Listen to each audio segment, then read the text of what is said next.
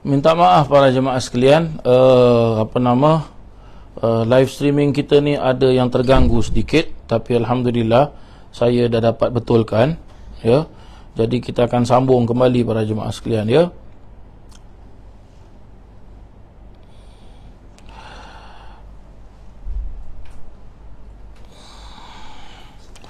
Baik, diperjelaskan tadi bahawasanya, ya, jadi guru akan mengajar awak macam mana cara untuk membaca, cara untuk membaca Al-Quran, tapi awak sendiri kena baca Al-Quran tersebut.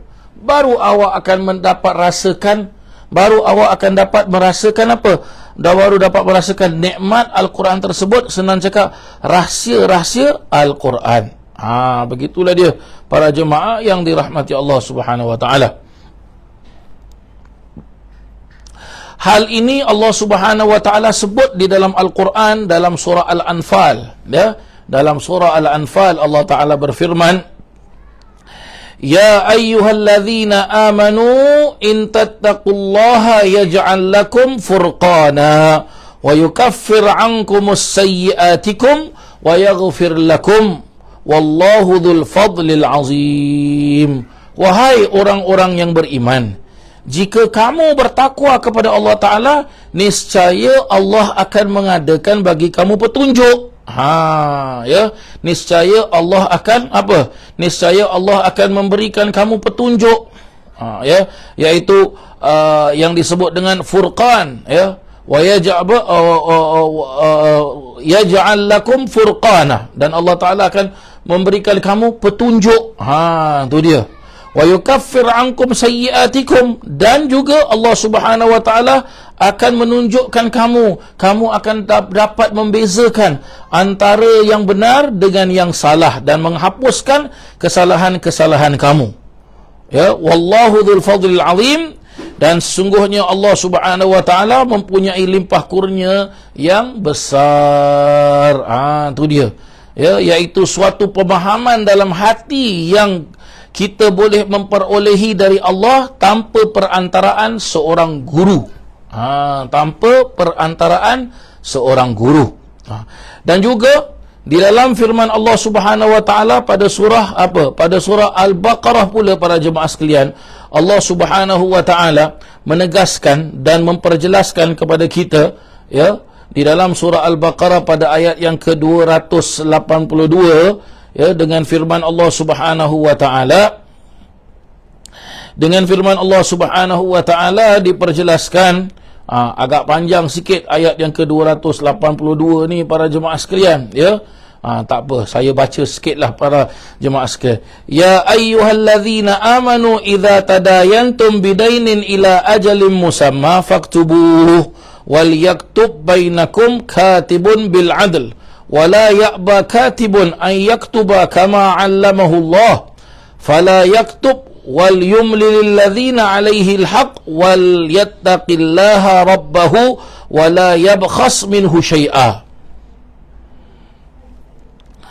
fa in kana alladhi 'alaihi al-haq safihan aw dha'ifan aw la yastati'u an yumilla huwa falyumlil waliyuhu bil 'adl wastashhidu shahidaini min rijalikum fa in lam yakuna rajulaini farajulun wa imra'atani mimman tardawna minasy-syuhada'i an tadilla ihdahuma fatudzakkira ihdahuma al-ukhra wa la ya'ba asy-syuhada'u idza ma du'u wa la tas'amu an taktubuhu saghiran aw kabiran ila ajalih dzalikum aqsatu 'indallah wa aqwamu lisyahadati wa adna ala alla tartabu illa an takuna tijaratan hadiratan tudirunaha bainakum falaysa 'alaykum junahun an la taktubuha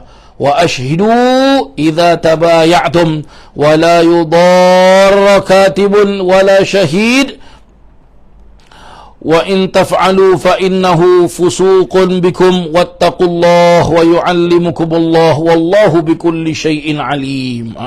Ya. Sebenarnya surah Al-Baqarah ayat yang ke-282 ini, ya, dijelaskan oleh pengarang kitab kita ini, Kiai Nawawi Banten.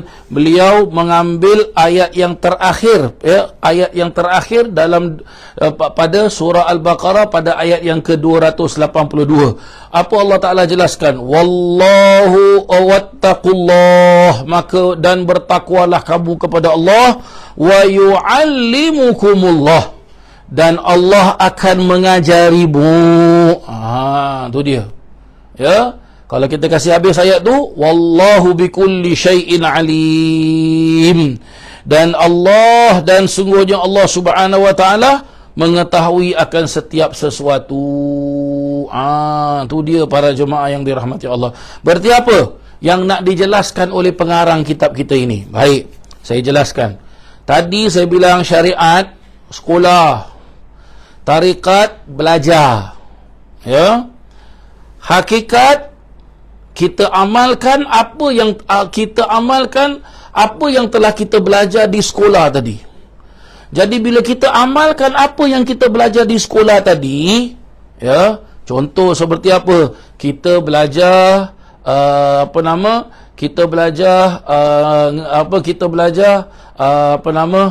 mengaji Al-Quran. Kita pergi sekolah, kita pergi masjid, ya, kita pergi sekolah, kita pergi rumah ustaz ke, ataupun ustaz datang rumah kita ke, ustazah ke, kita pergi rumah ustazah ataupun ustazah datang rumah kita ke, kita belajar mengaji dengan dia. Lepas tu dekat rumah kita baca sendiri. Bila kita baca sendiri, tu dia, kita akhirnya apa? Dapat merasakan nikmat dan sedap membaca Al-Quran. Itulah yang dimaksudkan wattaqullah, dan bertakwalah kamu pada Allah Ta'ala. Bertakwa, kita baca Al-Quran berarti kita orang yang bertakwa. Wa yu'allimukumullah, dan Allah akan mengajarimu. Allah akan mengajarimu itu apa? Kita dapat merasakan nikmat sedap baca Al-Quran. Itu dia para jemaah sekalian. Tak mudah dapat gini.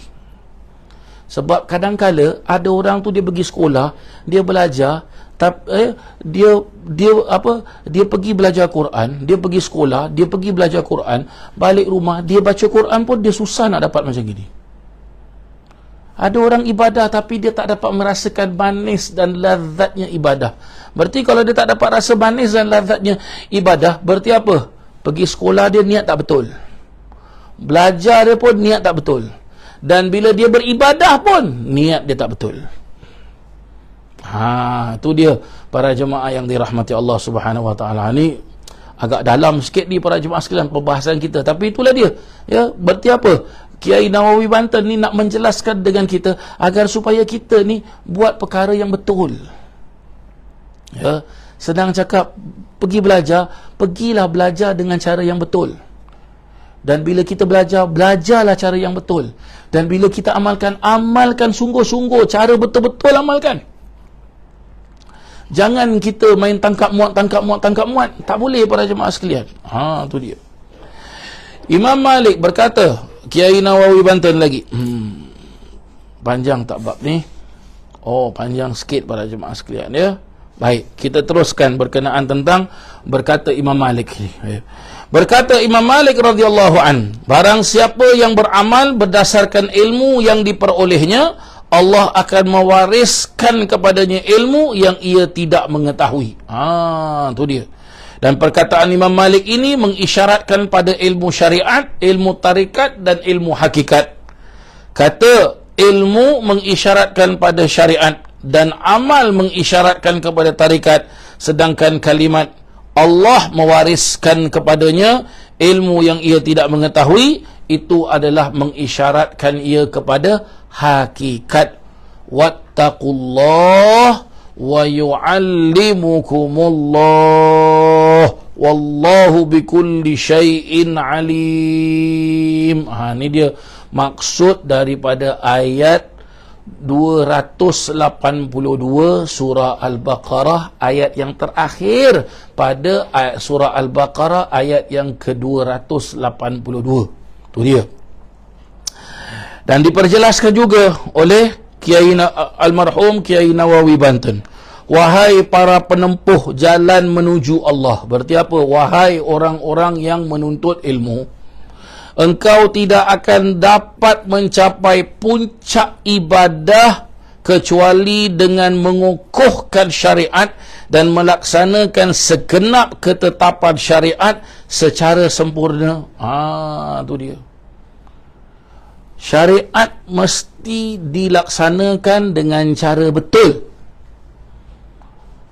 Tak boleh melaksanakan syariat dengan cara yang tak betul. Nak terjun ke dalam keadaan tarikat tapi tidak melalui syariat, dan syariatnya pun apa? Compang-camping, sengit sana, sengit sini, tak teguh syariatnya, maka tarikat dia takkan betul. Tarikat dia takkan betul. Sibuk sangat dengan tarikat, sibuk sangat dengan amalan, ibadah. Bukan tak bagus, bagus, tapi amalan, ibadah, tarikatnya tak betul. Macam mana? Ya, ada yang koyak sana, ada yang berlubang sana. Ya. Jadi tak cantik para jemaah sekalian. Maka tu dia, akhirnya jadilah dia ilmu sesat. Sebab tak betul. Ya, boleh jadi ada dulu orang bilang apa? Kalau ambil ilmu tarikat ni boleh jadi gila tau. Macam betul ke tak betul? Bagi saya, pendapat saya bagaimana? Tak menceburi ilmu tarikat pun gila. Tapi nak menceburi ilmu tarikat, syariat mesti betul. Kalau syariat tak betul, tahu-tahu terjun ke dalam syariat, memang jadi gila. Berapa banyak senang cakap tu. Bagaimana para jemaah sekalian, awak nak mengamalkan sesuatu mesti ada guru. Guru tu syariat dia tu. Kalau tak ada guru, tak boleh mengamalkan. Awak nak sembahyang tapi awak tak tahu cara bila masuk waktu, apa itu zuhur, apa itu 4 rakaat, 3 rakaat. Awak tak tahu cara nak ambil wudu. Tahu-tahu awak nak solat. Tak boleh. Ya, tak boleh. Maksud saya apa? Ya, tak sah ibadah awak dulu. Sebab itu kita kena jaga betul-betul para jemaah sekalian. Ya, kena jaga betul-betul. Ya, diperjelaskan. Wahai para penempuh jalan menuju Allah, engkau tidak akan dapat mencapai puncak ibadah kecuali dengan mengukuhkan syariat dan melaksanakan segenap ketetapan syariat secara sempurna. Demikian pula engkau tidak akan sanggup mengetahui atau mencapai keadaan nikmat batin dari ibadah kecuali jika engkau telah mengetahui nikmat syariat. Tu dia. Sebagaimana ulama menggambarkan syariat sebagai bahtera, kapal, tarikat sebagai lautannya, laut, ya, dan hakikat sebagai mutiaranya. Berarti apa? Kalau awak belajar je kapal tapi awak tak amalkan, macam mana kapal tu nak berlayar? Tak taruh dekat laut. Ataupun awak tak belajar tapi awak nak berlayar, macam mana awak nak berlayar kalau awak tak ada kapal? Ya? Kalau ada kapalnya, berlayarnya betul, baru dapat mutiara. Ya. Seseorang tidak akan menemukan mutiara kecuali di dasar laut, lalu ia tidak akan dapat sampai ke laut kecuali dengan bahtera. Begitulah dia para jemaah yang dirahmati Allah Subhanahu wa taala. Baik, kita sambung sikit lagi lah. Pasal tadi live streaming kita terputus sikit para jemaah sekalian, ya.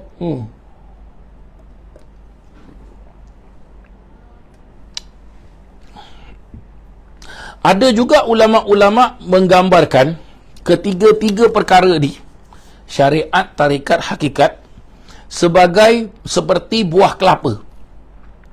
Syariat ibarat kulit, tarikat ibarat biji, dan hakikat ibarat minyak yang terdapat dalam biji tersebut.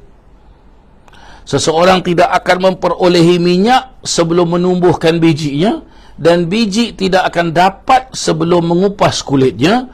Dengan ungkapan lain, syariat adalah ibadah, tarikat adalah pelaksanaan ibadah disebut dengan ubudiyah, dan hakikat adalah abudah. Begitulah dia para jemaah yang dirahmati Allah Subhanahu wa ta'ala.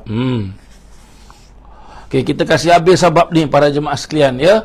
Kita kasih habis, tak apa, ya. Berkata Abu Ali Ad-Daggaq mengatakan, ibadah adalah apa yang dilakukan oleh orang awam. Ubudiyah adalah yang dilakukan oleh orang khawas, orang yang tertentu. Ya, banyak orang boleh belajar, tapi tak semua orang boleh ibadah. Ya, maksud tak semua orang boleh ibadah tu apa? Ya, ibadah-ibadah, maksudnya tak semua orang dapat ibadah dengan cara yang ada selalu orang ibadah sekejap rajin, sekejap malas, sekejap rajin, sekejap malas. Tu dia. Ya, yang dia maksudkan khawas di sini, dia rajin aja, dan bahkan ibadah dia makin meningkat. Begitulah dia. Ya. Dan abudah adalah kaum khawas, al-khawas. Ya, daripada ibadah dia tu, ya, pertama sekali dia belajar cara untuk sembahyang zuhur. Jadi hari-hari dia sembahyang zuhur, asar, maghrib, isyak, subuh. Lepas tu dia belajar lagi, ya, sunat-sunat sebelum zuhur, sesudah zuhur, sebelum asar, selepas maghrib, sebelum isyak, selepas isyak, sebelum subuh. Dia pun buat. Sebelum zuhur, solat zuhur, selepas zuhur, sebelum asar, solat asar, solat maghrib, lepas maghrib, sebelum isyak, solat isyak, lepas isyak, sebelum subuh, solat subuh, solat isyraq, solat duha. Lepas tu dia meningkatkan lagi solat tahajud, solat sunat taubat, solat sunat hajat, solat sunat tasbih, solat sunat witir. Masya Allah. Lepas tu apa? Setiap kali bila dia nak solat, dia ambil wuduk, ya, sebelum masuk waktu, ya, dia tunggu waktu, dia solat sunat wuduk. Pula tu dia pergi masjid, dia solat sunat tahiyatul masjid. Tengok makin meningkat, makin naik, sampailah dia kepada martabat orang-orang yang khawasul khawas. Maksud orang yang khawasul khawas tu bagaimana para jemaah sekalian? Dia punya ibadah tu apa dia? Dia punya ibadah tu seperti ibadahnya seperti kalau kita nak cakap, ya, khawasul khawas, khususnya khusus. Itu khawasul khawas. Khawas tadi khusus saja, tapi ini khawasul khususnya khusus para jemaah sekalian. Ya, ibarat bagaimana kita sembahyang, dia pun sembahyang juga. Kita angkat takbir, Allahu Akbar. Kita angkat takbir, Allahu Akbar. Ya, awak tengok saya, ya.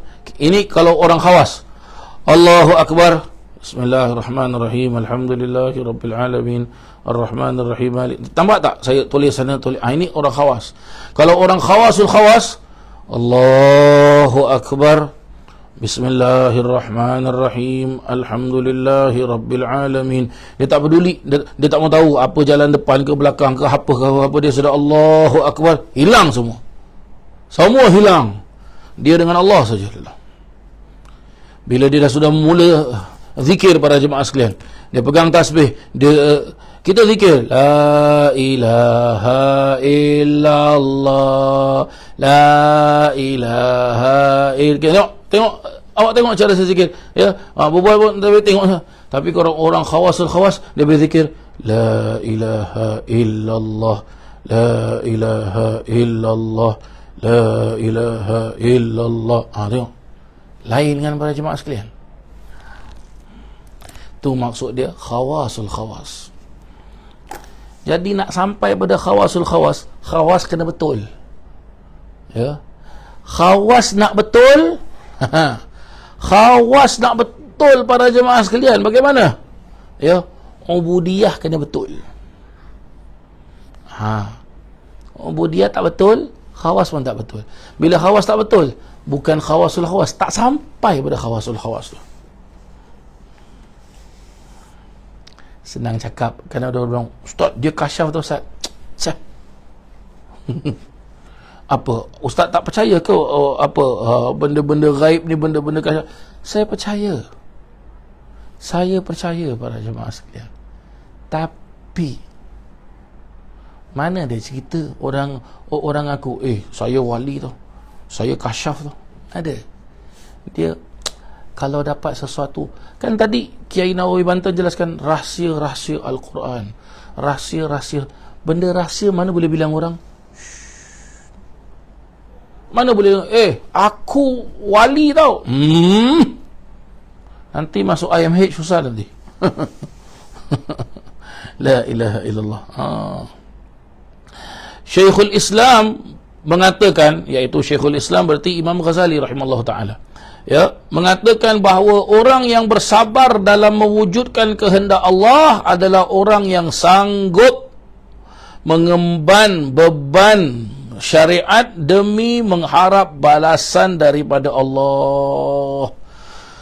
Orang yang sanggup untuk, orang yang bersabar dalam melaksanakan ibadah seolah-olah seperti dia dibebani suatu beban yang besar, tapi dia suka melaksanakan, sedap dia melaksanakan sembahyang lama-lama, sedap, maka dia akan mendapatkan hasil ganjarannya.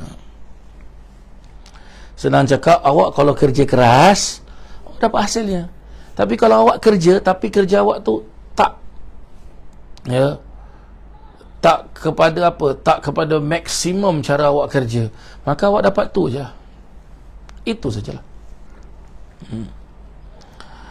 Dengan harapan tersebut, ia akan mencapai maqam ibadah. Tu dia. Sedangkan orang yang redha atau tentram jiwanya dalam mewujudkan kehendak Allah berada pada tingkatan ubudiyah dan tingkatan abudah di tempat orang-orang arif. Apa ni orang-orang arif para jemaah sekalian? Orang-orang arif juga disebut al-arif billah. Apa maksud al-arif billah? Orang yang kenal dengan Allah. Apa maksud orang yang kenal dengan Allah? Orang yang ada mempunyai perasaan takut kepada Allah. Apa yang maksud takut kepada Allah? Orang yang sudah mempunyai tertanam di dalam hatinya, apa dia? Iaitu orang itu mempunyai sifat muraqabah. Apa itu muraqabah para jemaah sekalian? Dia mengetahui Allah Subhanahu wa taala senantiasa mengawasi gerak-geriknya. Jadi dia kalau nak buat sesuatu benda, ya, dia nak buat sesuatu benda, dia akan berfikir-fikir, betul tak betul, apa bagus dia buat ni, ni Allah nampak ni apa aku buat, lebih baik aku jangan buat. Sebab kalau aku buat, aku tak dapat sembunyi dari Allah. Itu maksud dia tu para jemaah sekalian. Susah nak sampai macam ini ni. Ya. Nak sampai macam ini ni susah. Bukan senang para jemaah sekalian. Ya. Banyak orang mengatakan aku boleh. No. Ya. Kita tak akan boleh para jemaah sekalian, ya. Tak akan boleh. Tak mampu. Kenapa tak mampu? Sebab syariat tak betul. Ya. Ubudiyah tak betul. Bagaimana khawas tak betul? Tak boleh. Tu dia para jemaah yang dirahmati Allah Subhanahu wa taala, ya. Kena hati-hati para jemaah sekalian. Kena hati-hati. Baik, seterusnya para jemaah sekalian, perhatikanlah wahai orang yang menghendaki kebajikan. Aku akan menghuraikan, iaitu pengarang kitab kita ni, please pay attention. Bagi orang yang nak mendapatkan hasil yang baik, maka aku akan huraikan, iaitu pengarang kitab ini, Kiai Nawawi Banten, akan menerangkan kepada kita, ya, cara-cara yang disebutkan oleh Imam Ghazali di dalam kitabnya yang bernama Bidayatul Hidayah.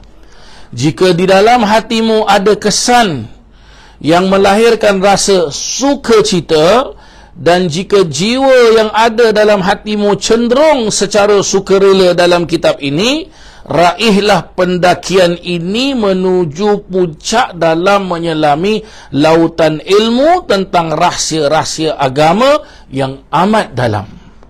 Akan tetapi, jika hatimu merasa berat saat berhadapan dengan kitab Bidayatul Hidayah ini, atau seolah-olah hatimu berkata, boleh jadi aku akan mengamalkan berdasarkan ilmu yang ku dapat darinya, atau engkau memutuskan untuk menunda-nunda apa yang seharus kau amalkan, ketahuilah wahai penuntut ilmu, jiwa yang mendorongmu untuk mencari ilmu dalam kondisi seperti ini adalah jiwa yang menyeru kepada keburukan. Free time barulah kita amalkan. Tak free, tak payah sudah.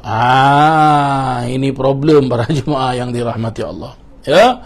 Ini adalah yang disebut dengan apa? An-nafsul ammarah bisu, atau jiwa angkara murka yang tunduk pada tipu muslihat syaitan yang memperdayaimu menuju jurang kehancuran. Setan bertujuan menimpakan keburukan atas dirimu dalam bentuk kebaikan sehingga engkau akan terjerumus dalam golongan manusia yang rugi.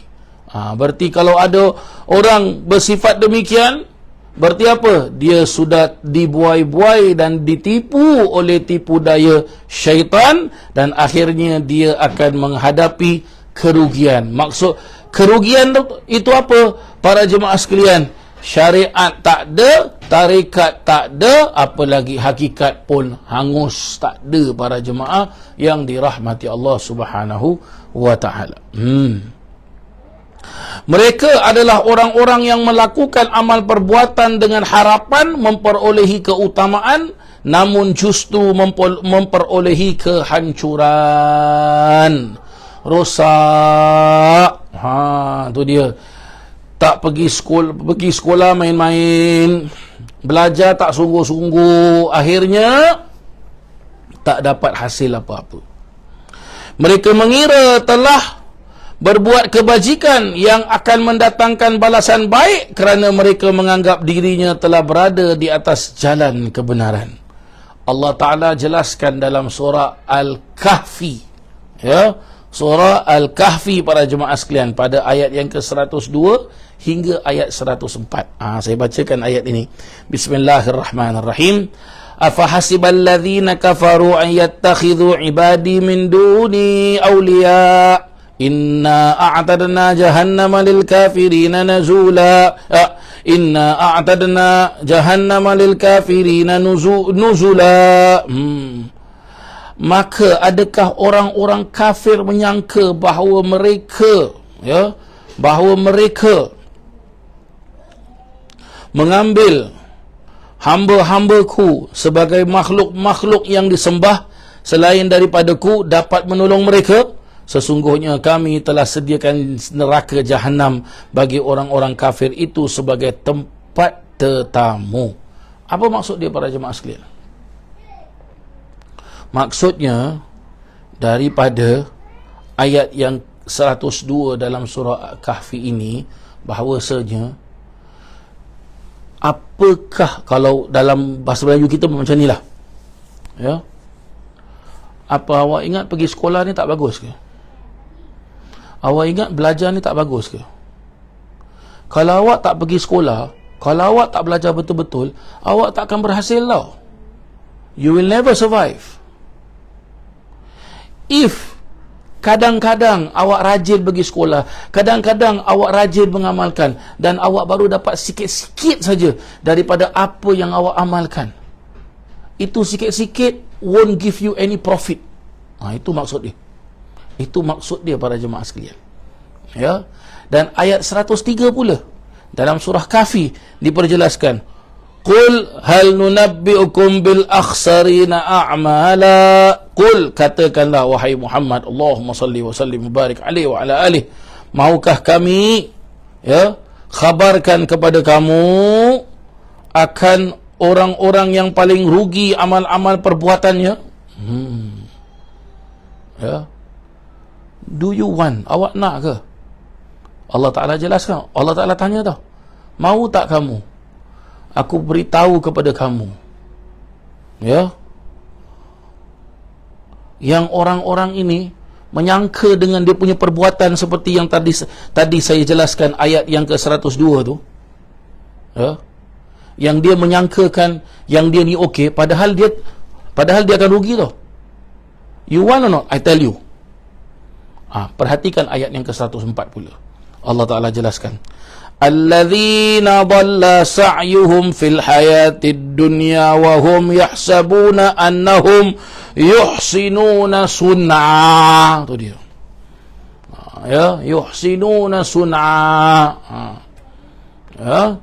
Maksudnya para jemaah sekalian, iaitu orang-orang yang telah sia-sia amal usahanya dalam kehidupan dunia ini, sedang mereka menyangka bahawa mereka sentiasa betul dan baik pada apa sahaja yang mereka lakukan.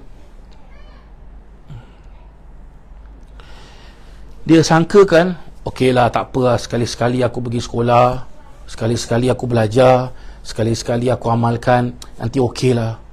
Dia punya sangkaan macam gini, dia ingat betul.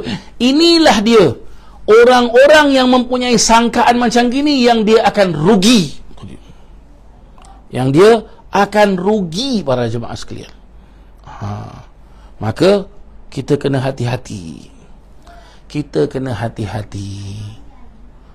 Pergi sekolah, belajar betul-betul, dan amalkan betul-betul. Amalkan betul-betul.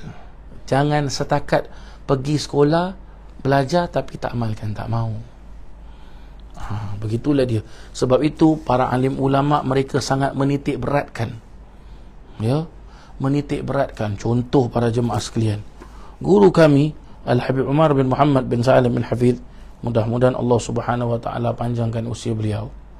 Beliau sangat marah kalau ada pelajar, anak muridnya duduk di Darul Mustafa, datang ke Darul Mustafa, belajar di Darul Mustafa, tapi solat 5 waktu ni tidak berjemaah, ataupun dia berjemaah tapi dia lambat masbuk, ataupun dia lambat takbiratul ihram dengan imam.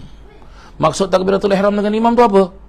Sebelum imam angkat takbiratul ihram, dia dah siap. Bila imam Allahu Akbar, dia pun Allahu Akbar. Apa kata guru kami Al-Habib Umar bin Muhammad bin Salim bin Hafidh?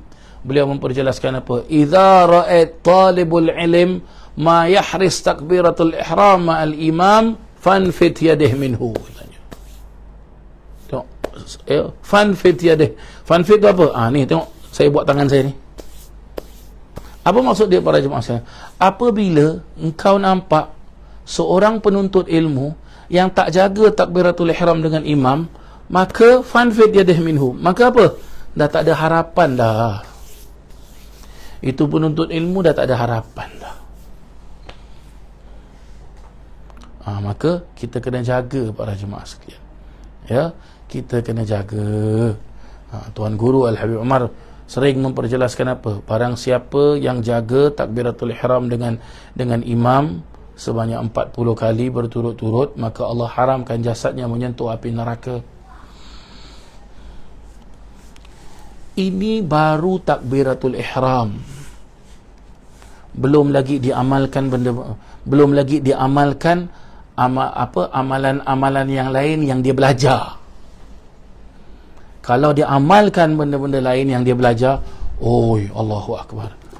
Begitulah dia para jemaah yang dirahmati Allah Subhanahu wa taala. Dan alhamdulillah selesai kita bab ini, dan Ya, mudah-mudahan kita dapat ilmu yang manfaat dan kita dapat mengamalkannya, dan mudah-mudahan Allah Subhanahu wa taala mengampunkan semua kesalahan-kesalahan kita, dan juga mudah-mudahan Allah Subhanahu wa taala menerima amal ibadah kita, dan mudah-mudahan Allah Subhanahu wa taala menjadikan kita daripada golongan hamba-hambanya yang benar-benar beribadah kepada Allah Subhanahu wa taala, ya, dan juga mudah-mudahan Allah Subhanahu wa taala jadikan kita, masukkan kita dalam golongan hamba-hambanya yang beribadah pada Allah Ta'ala dengan ikhlas, ya, beribadah kepada Allah Subhanahu wa taala dengan ikhlas, ya, dengan ikhlas, seikhlas-ikhlasnya insya-Allah, dan juga mudah-mudahan kita dimasukkan dalam golongan hamba-hamba Allah Subhanahu wa taala yang dipelihara oleh Allah Subhanahu wa taala amal ibadah kita. Amin,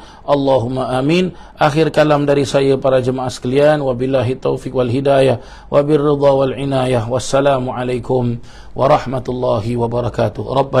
Rabbana atina fid dunya hasanah wa fil akhirati hasanah wa qina adzaban nar wa adkhilnal jannata ma'al abrar ya aziz ya ghaffar ya rabbal alamin. Wa sallallahu ala sayyidina Muhammadin wa ala alihi wa sahbihi wa sallam, walhamdulillahi rabbil alamin. Taqabbalallahu minkum minna wa minkum taqabbal ya karim. Wassalamu alaikum warahmatullahi wabarakatuh.